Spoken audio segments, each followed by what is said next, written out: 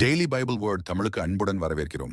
இன்று பிப்ரவரி 25, 2026.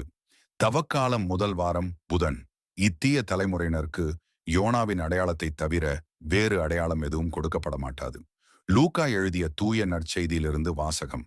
அதிகாரம் 11. இறை வார்த்தைகள் 29 முதல் 32 வரை. அக்காலத்தில் மக்கள் வந்து கூட கூட இயேசு கூறியது, இந்த தீய தலைமுறையினர் அடையாளம் கேட்கின்றனர். இவர்களுக்கு யோனாவின் அடையாளத்தை தவிர வேறு அடையாளம் எதுவும் கொடுக்கப்பட மாட்டாது. யோனா நினிவே மக்களுக்கு அடையாளமாய் இருந்ததை போன்று மானிட மகனும் இந்த தலைமுறையினருக்கு அடையாளமாயிருப்பார். தீர்ப்பு நாளில் தென்னாட்டு அரசி இத்தலைமுறையினரோடு எழுந்து இவர்களை கண்டனம் செய்வார்.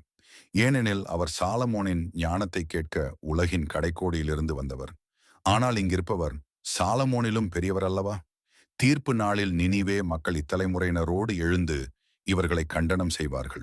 ஏனெனில் யோனா அறிவித்த செய்தியை கேட்டு அவர்கள் மனம் மாறியவர்கள். ஆனால் இங்கிருப்பவர் யோனாவை விட பெரியவர் அல்லவா? இது ஆண்டவரின் அருள்வாக்கு. இறைவா உமக்கு நன்றி. தினசரி நற்செய்தி வார்த்தைகளுக்கு daily Bible words Tamil channel subscribe பண்ணுங்க. இந்த வீடியோவை லைக் செய்யவும், ஆமேன் என்ற வார்த்தையை பதிவு செய்யவும் மற்றும் உங்கள் நண்பர்கள் மற்றும் குடும்பத்தினருடன் பகிர்ந்து கொள்ளுங்கள். கடவுள் உங்களை ஆசீர்வதிப்பாராக. ஆமேன்.